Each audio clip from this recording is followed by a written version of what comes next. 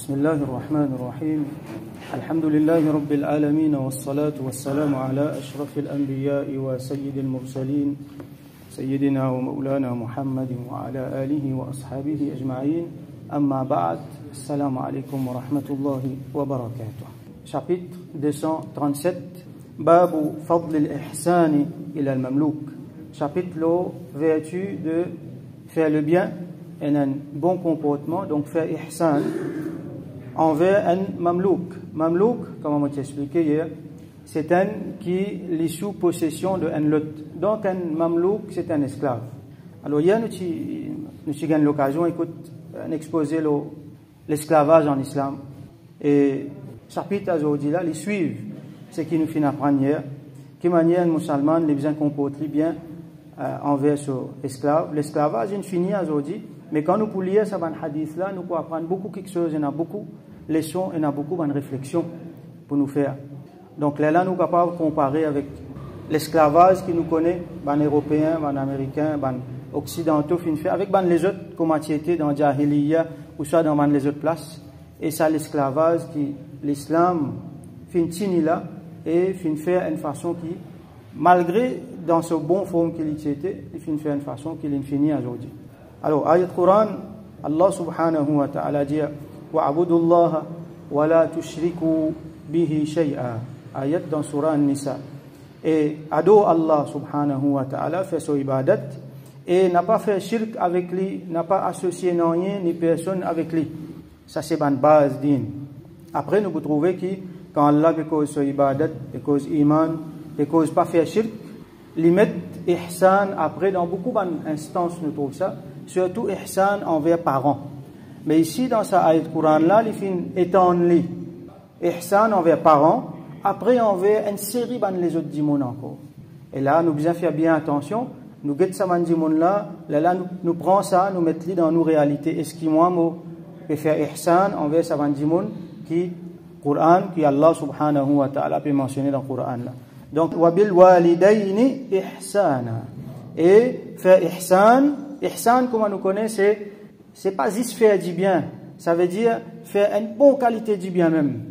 Wabil walidayni ihsana. Alors, ça, terme ihsana, il est mansoub ici. Ça veut dire l'accusatif. Qui fait parce que c'est un maf'oul mutlaq. Il y a une construction dans la langue arabe qui appelle maf'oul mutlaq. Qui veut dire ça? Ça veut dire nous prenons un verbe. Après, nous prenons ce adverbe, nous collons tout de suite après lui. Dans les autres langages, il y a ça. Ne pas pour faire un parallèle entre ça avec anglais, français, tout ça là. Donc, maf'oul mutlaq veut dire faire quelque chose là bien même. Ahsinu ihsanan. Faire ihsan là bien même. Pareil comme dans le Coran, Allah subhanahu wa ta'ala, il dit concernant Daroud, le Rasulullah sallallahu alayhi wa sallam, sallu alayhi wa sallimu taslima. Taslim, sallimu taslima veut dire, il y a un maf'oul mutlaq là-dedans, fais-le bien même quand je te fais daroud, fais salam là, fais-le bien même, fais-le beaucoup même.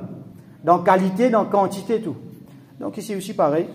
Wabil walidayni ihsana. Et avec ban parents, maman, papa, faire du bien. Ça c'est un autre topic dans les mêmes. Wa bidhil qurba, là il énumère les autres dimons envers lesquels nous doit le bien. Wa bidhil qurba, avec ban dimons qui proche avec nous. Ban famille proche. Wal yatama, avec ban yatim. Yatama, c'est pluriel de yatim. Un yatim, c'est un enfant en bas âge qui peine à papa. Il y a un garçon, il y a une fille qui peine à papa. Wal masakin, et envers ban miskin, donc ban dimoun qui est dans le besoin. Wal jari dhil qurba, et envers un voisin qui est proche avec nous. Il est capable voisin mitoyen, comme on nous dit sur la case collée avec pour nous, ou soit il est capable un petit plus loin, mais ça va un voisin, un dimoun qui est dans le voisinage. Et pas nécessairement une famille, pas nécessairement qu'il est musulman. Donc nous doit dire bien envers voisin. Ça aussi c'est un autre topic dans les mêmes qui constitue Rasoul sallallahu alayhi wa sallam, il montrait l'emphase, il met l'emphase là, et qui constitue il en colère quand dimoun pas fin compose bien avec voisin. Wal jari al junubi, et un voisin qui est capable un petit loin, ou soit un voisin qui n'est pas nécessairement dans la case, dans la résidence, mais par exemple un compagnon de voyage, un dimoun qui nous collecte, nous ensemble avec lui tous les jours, nous pouvons faire une activité ensemble.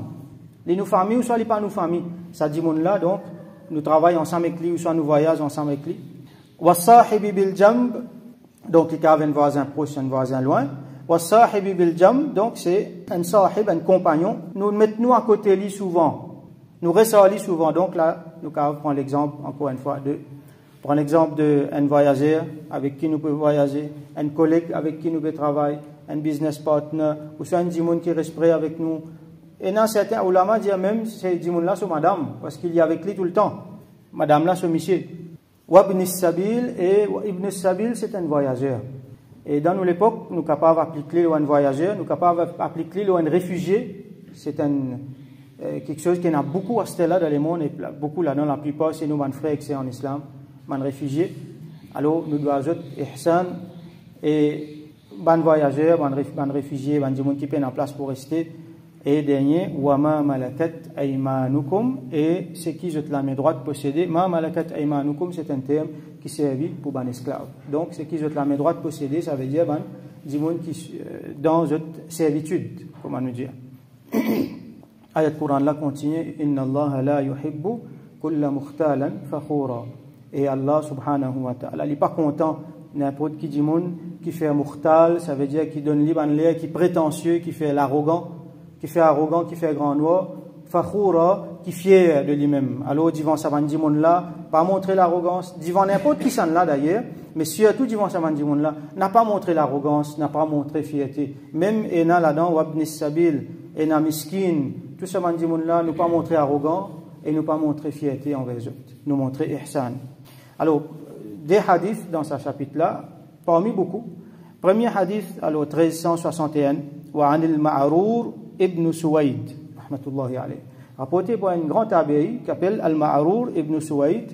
C'est un des tabi'i qui est reconnu pour un djimoun qui finit vivre bien longtemps, il finit vivre 120 bonnes années. Rahmatullahi alayhi. قال لي رأيت أبا ذر رضي الله عنه وعليه حلة. وفي trouve Abu Dharr رضي الله عنه. Alors Abu Dharr, comme on nous connaît, c'est un grand sahabi, grand camarade pour Sayyidina Rasulullah sallallahu alayhi wa sallam. Alors lui, il est particulièrement bon envers les esclaves, comme on nous trouvait dans le hadith hier, rapporté. Alors nous vous trouvez qui fait là. Les finjouan Abu Dharr radiyallahu anhu, l'oli est un hulla. Un hulla, c'est un ensemble, c'est une combinaison qui, comment dire, tous les deux pièces pareilles. C'est un linge qui est en valeur. Peut-être nous avons fait l'équivalence aujourd'hui avec un costume. Si nous prenons l'exemple, une chemise avec un pantalon, il n'est pas pareil. Chemise, un autre, pantalon, un autre. Mais un costume, par exemple, tous les deux fait avec même la toile, donc un ensemble, un bon linge, comment nous dire. Donc ils mettent ça, wa ala ghulamihi mithluha. Et le ghulam aussi, ghulam, cette traduction, c'est un jeune garçon, mais ici, il veut dire c'est un garçon qui tissou sous servitude, donc un esclave. Ce esclave aussi, ils mettent même linge qu'il ils mettent costume, ce esclave aussi, ils mettent costume. Fasa'altuhu an dhalik, ça t'a il a dit, moufin jimanli concernant ça. Donc les parties, une affaire trop commun. Esclave là, les besoins est un bon linge, mais quand même, il y a une petite différence dans l'habillement entre maître avec esclave. Donc là, les films d'Imanli concernant ça. Donc nous trouvons qu'il y a Abu Dharr, radiyallahu anhu, les traite sur esclaves bien, d'une autre façon. فذكر أنه ساب رجلا على عهد رسول الله صلى الله عليه وسلم. Alors les films mentionnés qu'une fois dans l'époque Rasulullah sallallahu alayhi wa sallam, donc là nous comprenons visiblement c'est l'époque qui après Rasulullah sallallahu alayhi wa sallam, parce que Al-Ma'rur rawi ce hadith là, il y a un tabi'i qui fait, il n'est pas sahabi parce qu'il n'est pas fin trouve Rasulullah sallallahu alayhi wa sallam. Donc Abu Dharr dans l'époque Rasul sallallahu alayhi wa sallam, il fin insulter un djimoun. Il fin insulter un djimoun, fa'ayyarahu bi ummihi, et il fin insulter lui concernant son maman. Il fin dire une parole désobligeante concernant son maman. Ne pas pour dire l'injou son maman, non. Ce qu'il dit là, avec ce qui asté là, djimoun dit jouer maman là, ça c'est un asté là, il dépasse la limite. Lui tout simplement, alors nous vous trouvez qu'il s'est djimoun qui lui fin insulter là, c'est Sayyidina Bilal, muazzin de Rasulullah sallallahu alayhi wa sallam, radiyallahu anhu. Qui fait parce que Bilal, non seulement il est un esclave, bon, il est affranchi, mais surtout qu'il est de descendance africaine. Il est un africain. Alors, Abu Dharr, qui est un arabe, il dit comme ça, et toi, garçon, un africain. Yabna Saouda. Saouda veut dire une madame qui noire. Donc, il fait référence à lui, pas à son maman qui supposait noire. Donc, c'est une référence raciste. Ça veut dire, il fait souligner le fait qu'il est sorti l'Afrique, les Noirs. Moi, arabe, moi, les Noirs. Donc, c'est ça qu'il appelle, il fait insulter lui. فقال النبي صلى الله عليه وسلم alors رسول الله صلى الله عليه وسلم dit إنك امرؤ فيك جاهلية toi un monde qui dans toi est na jahiliya. Dans toi est une partie jahiliya. Jahiliya qui veut dire, comment on déjà expliqué, et là le mot jahil là, jahalat là, ça veut dire être ignorant. Alors jahiliya qu'est-ce que tu peux faire? Nous peut dire jahiliya dans l'époque si et ça malheureusement. Alors ben là tu peux prendre fakhar, tu peux prendre fierté dans notre nasab, ça veut dire dans notre généalogie. Généalogie on a fait important mais peine fierté, peine supériorité là-dedans. Alors je peux donner même une supériorité. Moi appartenir à tel clan moi la peau telle couleur. Moi appartenir à telle race. Ça ban là les autres races ça donc autres plus bas. C'est le racisme par définition. Donc c'est le racisme qui est ancré dans jahiliya. Et il tient à faire normal, qui est acceptable dans la société. Aujourd'hui, on dénonce le racisme. Alhamdulillah. C'est une bonne affaire qui, les mondes entiers dénoncent le racisme. Mais longtemps, dans une société avant, c'est normal, pas trop longtemps, récemment, là, il y a quelques siècles. Ça va dire monde qui s'y posait civiliser là, même si on est champion dans le racisme. Aujourd'hui, il y a encore un racisme qui est ancré dans eux. Donc ça, à l'époque-là, le racisme, il y a une partie intégrante dans social life. C'est acceptable ça. Qu'il y a du monde qui sortit tel place. Tu peux appeler du monde dans, par exemple, société romaine, tu peux appeler du monde par cette provenance. Et toi, Africain, viens là. Toi, Indien, viens là. Toi qui sortis telle place là, viens là. Comment dire, humilier du monde là parce qu'il est sorti telle place, les enfants telle qualité du monde. Ou soit il y en a ce qu'on appelle al-asabiyya, ça veut dire, aujourd'hui, du monde appelle le nationalisme.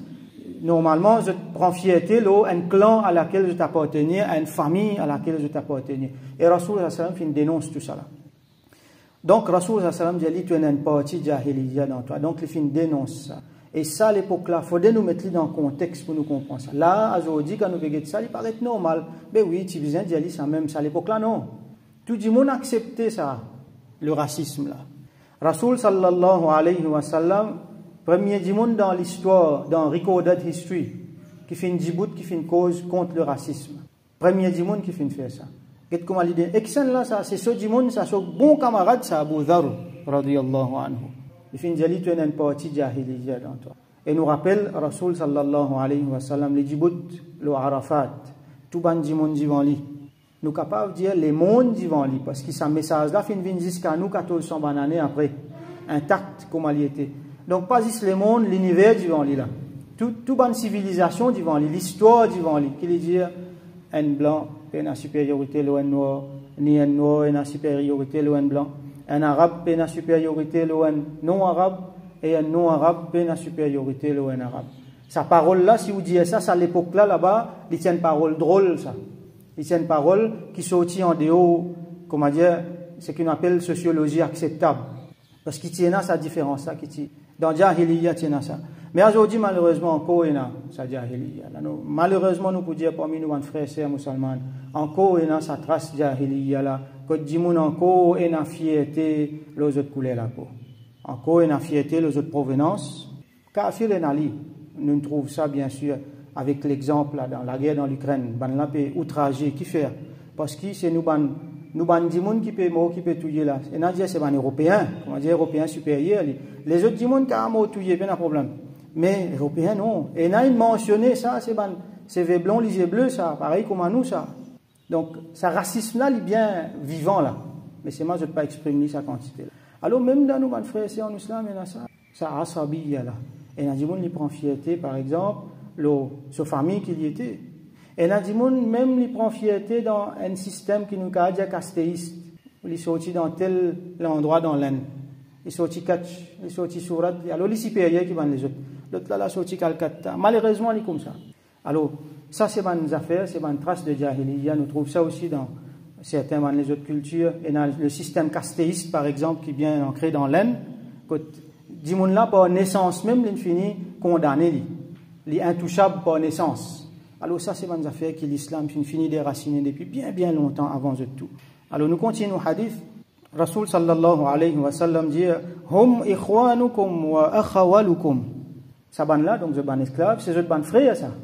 Et c'est ban du monde qui aide zot, c'est ban du monde qui fait ban quelque chose pour zot. Ban du monde qui met zot à zot service. Ja'alahumullahu tahta aydikum, Allah subhanahu wa ta'ala fin met zot sous zot la main. Ça c'est littéral, mais ça veut dire qui Allah fin donne zot, ça veut dire ban patron là, le dessus le ban là. Zot n'a pouvoir le ban là, zot décider le ban là parce qu'il ban là esclave. Alors faman kana akhuhu tahta yadihi, alors c'est lui qui son frère.